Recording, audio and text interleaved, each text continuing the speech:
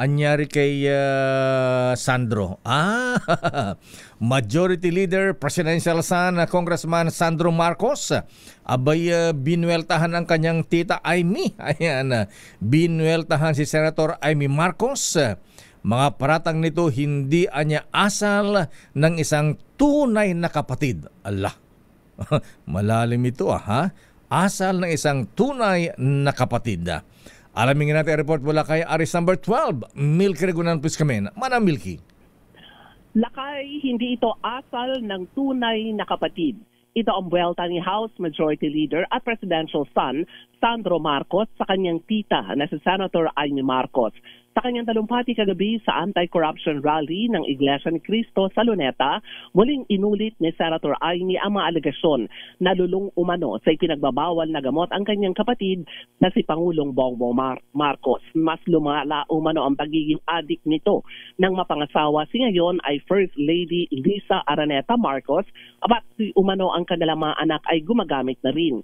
Sa kanyang statement, sinabi ni Congressman Marcos, nakalulungkot na napakababa na o nagpakababa na ng level ang kanyang tita alang-alang sa ambisyon nito sa politika. Ayon kay Marcos, noon pa man nagkasundo na sila ng kanyang mga pinsan na sina Borgie, Vice Governor Matthew at Attorney Michael na kahit ano pa ang kontrobersya sa politiko, nakasasangkutan ng kanilang mga magulang, hindi dapat silang papayag na madawit at maapektuhan.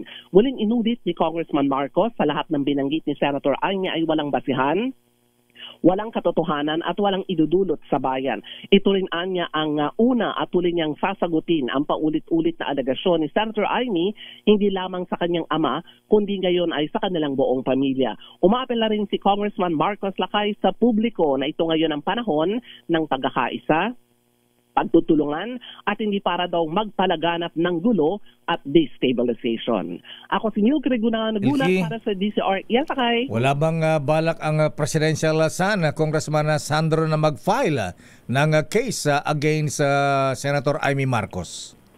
Alam mo na, Kay, ang sabi niya nga ay hindi na nila papatulan. So ito yung first and last statement niya tungkol sa mga naging pahayag ni Senator Amy Marcos doon sa rally kagabi ng Iglesia ni Cristo at mababasa naman nating lahat at ito rin ay nasa SOCMED Lakay.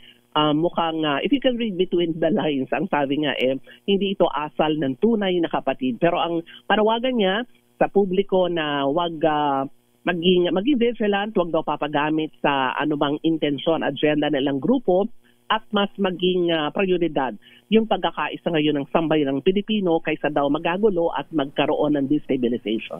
Ang malungkot dito manang Milky, ayan, hindi na kaya pinapahinggan ang dating First Lady Imelda Romualdez Marcos at ganito katindi na ang away ng kanyang mga anak, magkakapatid. Oo, totoo yan, Lakay. Bilang isang ina ay masakit na nag-aaway ng ganito ngayon ang kanyang dalawang anak, lalo na sa usapin ng politika. Pero ang sabi nga ay sana matapos na rin dahil kung magpapalitan din ng kung ano-ano mga alegasyon, sabagay sa parte lang naman ni Senator Amy, ay hindi naman ito makatutulong sa ating din bansa. Okay, maraming salamat, Manang Milky mula sa Kamara.